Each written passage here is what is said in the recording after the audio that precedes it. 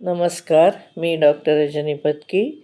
आपण पाहत आहोत श्री विष्णू पुराण. आपण 32वा अध्याय पाहणार आहोत. यामध्ये आहे उषा चरित्र. श्री पराशर ऋषी म्हणाले, भगवंताला रुक्मिणीपासून प्रद्युम्न वगैरे जी मुलं झाली त्याचं वर्णन आपण आत्ता आधी मागे केलेलं आहे. सत्यभामाला भानू आणि बहुमेरिक यांना जन्म दिला सत्यभामांनी. रोहिणीला दीप्तिमान आणि ताम्रपक्ष, तसेच जांबवंतीला बलशाली सांब अशी मुलं झाली. नागनजी ती होती, म्हणजे ती सत्या. तिला महाबली भद्रविंद आणि शैव्या म्हणजे मित्रविंदा, तिला संग्रामजित अशी मुलं झाली. माद्रीला भृक, लक्ष्मणाला गात्रवान, कालिंदीला श्रुत अशी मुलं झाली. अशा प्रकारे भगवंताच्या अन्य स्त्रियांनासुद्धा 8 अयुत 8,800 म्हणजे 28,800 मुलं झाली. या सगळ्या मुलांमध्ये रुक्मिणीनंदन प्रद्युम्न सगळ्यात मोठा होता. प्रद्युम्नाला अनिरुद्ध नावाचा मुलगा झाला. अनिरुद्धाला वज्र नावाचा मुलगा झाला. हे द्विजोत्तम मैत्रेया महाबली अनिरुद्ध युद्धामध्ये कोणाकडूनही थांबवले जात नव्हते, म्हणजे तो अतिशय पराक्रमी होता. त्यांनी वालीची नात पौत्री म्हणजे नात आणि बाणासुराची मुलगी उषा यांच्याशी विवाह केला होता. त्या विवाहामध्ये श्रीहरी आणि भगवान शंकरांचं घोर युद्ध झालं होतं आणि कृष्णाने बाणासुराच्या सहस्रभुजा तोडल्या होत्या. श्री मैत्रेय यावर म्हणतात, हे ब्रह्मन, उषासाठी महादेव आणि कृष्णाचं युद्ध का झालं आणि श्रीहरीने बाणासुराचे हात का कापले? तर हे महाभाग, आपण मला हा संपूर्ण वृत्तांत सांगा. मला श्रीहरीची ही कथा ऐकण्यामध्ये अतिशय कुतूहल वाटत आहे. श्री पराशर ऋषी म्हणाले, हे विप्र मैत्रेया, बाणासुराची मुलगी उषा होती. तिने शंकरांच्या बरोबर पार्वतीला क्रीडा करताना पाहिलं आणि स्वतः तिला असं वाटलं की आपण आपल्या पतीबरोबर असंच रमण करावं, असाच विहार करावा. तेव्हा सर्वांतर्यामी पार्वतीने त्या सुकुमार मुलीला म्हटलं, कन्येला, तू अधिक संतप्त होऊ नकोस. यथासमय तू सुद्धा आपल्या पतीबरोबर असा विहार करशील, अशी रमशील छानपैकी. पार्वतीने असं म्हटल्यानंतर उषाने मनातल्या मनात विचार केला की कधी होणार हे सगळं आणि माझा पती तरी कोण असेल. तेव्हा पार्वतीला तिने विचारलं की कोण असेल माझा पती. तेव्हा पार्वती देवीने उत्तर दिलं, हे राजपुत्री, वैशाख शुक्ल द्वादशीला रात्री जो पुरुष तुझ्या स्वप्नामध्ये येऊन तुझ्याशी बलाने संभोग करेल तो तुझा पती होईल.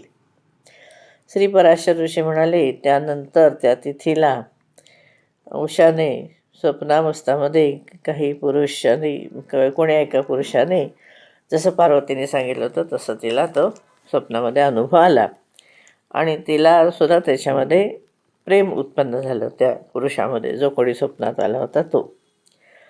हे मैत्रेय, त्यावेळेला स्वप्नामधून जागे झाल्यानंतर तिने त्या पुरुषाला पाहिलं नाही. तेव्हा तिला पाहण्यासाठी ती अत्यंत उत्सुक झाली आणि आपल्या सखीला म्हणाली की अगदी म्हणजे लाज लज्जा काही न ठेवता म्हणाली की हे नाथ, आपण कुठे गेलात बरं? तर तिची सखी ते ऐकत होती, पण तरी ती तसं म्हणाली. बाणासुराचा मंत्री कुंभांड नावाचा होता. त्याची मुलगी चित्रलेखा नावाची होती. ती उषाची सखी होती. तेव्हा ती तिथे होती. तेव्हा उषाचं हे बोलणं ऐकून ती म्हणाली, अगं तू कोणाबद्दल बोलतीयस? पण लज्जावश होऊन उषाने तिला काही सांगितलं नाही. तेव्हा चित्रलेखाने सांगितलं की तू जे काही सांगशील ते मी गुप्त ठेवीन. आणि तसा विश्वास देऊन मग उषाने तिला सगळा वृत्तांत सांगितला. चित्रलेखाला तिने मनातलं सगळं सांगितलं आणि नंतर पुन्हा पार्वतीने तिला जे सांगितलं होतं ते सुद्धा तिने वर्णन करून सांगितलं. आणि ती म्हणाली की ज्या प्रकारे तो पुरुष मला पुन्हा भेटेल असा काहीतरी उपाय कर. तेव्हा चित्रलेखा म्हणाली की हे प्रिये, तू ज्या पुरुषाचं वर्णन केलंस, पाहिलं आहेस, त्याला जाणणं खूप अवघड आहे. पण असं त्याला सांगणं किंवा त्याला मिळवणं हे कसं काय शक्य आहे? पण ठीक आहे, मी काही ना काहीतरी तुझ्यासाठी करायला बघते. तू असं कर, 7-8 दिवस माझी प्रतीक्षा कर. आणि मग ती आपल्या घरी गेली आणि मग त्या पुरुषाला शोधण्याचा उपाय करायला लागली. मग पराशर ऋषी सांगतात त्यानंतर 7-8 दिवस गेले. चित्रलेखांनी चित्रपटावरती मुख्य देवता, दैत्य, गंधर्व, मनुष्यांची चित्र काढली आणि उषाला दाखवली तिने. तेव्हा उषानी गंधर्व, नाग, देवता, दैत्य वगैरे सगळं सोडलं आणि मनुष्यांमध्ये त्याच्यातसुद्धा विशेषतः अंधक आणि वृष्णीवंशी यादवांच्यावर तिची दृष्टी टिकून राहिली.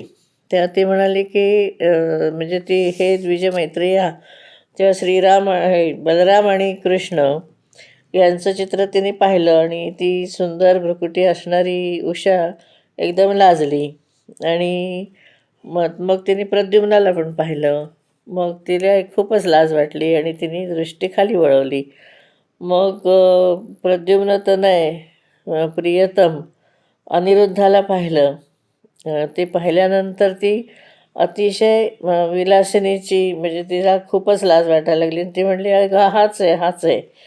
मग असं म्हटल्यानंतर ती योगगामिनी चित्रलेखाने त्या बाणासुराच्या कन्येला म्हटलं की देवीने प्रसन्न होऊन हा कृष्णाचा नातू तुझा पती म्हणून निश्चित केलेला दिसतोय. याचं नाव अनिरुद्ध आहे आणि तो आपल्या सुंदरतेसाठी खूप प्रसिद्ध आहे. जर हा पती तुला मिळाला, म्हणजे हा अनिरुद्ध तुला पती म्हणून मिळाला, तर मग समज की जगातलं सगळं तुला मिळालं. पण कृष्णाने संरक्षित केलेल्या द्वारकापुरीमध्ये पहिल्यांदा प्रवेश करणं तर खूप कठीण आहे. पण हे सखी, मी काही उपायाने तुझ्या पतीला इथं घेऊन येईन. पण तू हे गुप्त ठेव आपल्या दोघींमध्ये आणि हे रहस्य कोणाला सांगू नकोस. मी लवकरच परत येईन, तोपर्यंत तू माझा वियोग सहन कर. असं म्हणून ती उषाला तिने थोडा धीर दिला आणि चित्रलेखा द्वारकापुरीला गेली. इथं हा 32वा अध्याय संपतो. यामध्ये 30 श्लोक आहेत. आता आपण 33वा अध्याय बघू. यामध्ये श्रीकृष्ण आणि बाणासुराचे युद्ध आहे. मग पराशर ऋषी म्हणाले, हे मैत्रेय, एकदा बाणासुराने सुद्धा भगवान त्रिलोचनाला प्रणाम केला होता आणि त्यांनी असं म्हटलं होतं की युद्ध नसताना हे 1000 हात मला जे आलेले आहेत त्याचा मला अतिशय त्रास होतो आहे. तर माझे हे 1000 हातांना काहीतरी काम पडेल असं मोठं युद्ध कधी होणार नाही का? विना युद्धाचे एवढे भाररूप असे हात सांभाळून मला काय उपयोग होणार आहे? माझं काय लाभ आहे? तेव्हा श्री शंकर भगवान म्हणाले, हे बाणासूर, ज्या वेळेला तुझी मयूरचिन्ह असलेली ध्वजा तुटेल त्यावेळेला तुझ्यासमोर मांस पक्षी, यक्षपिशाच वगैरे त्यांना आनंद देणारं असं युद्ध उपस्थित होईल.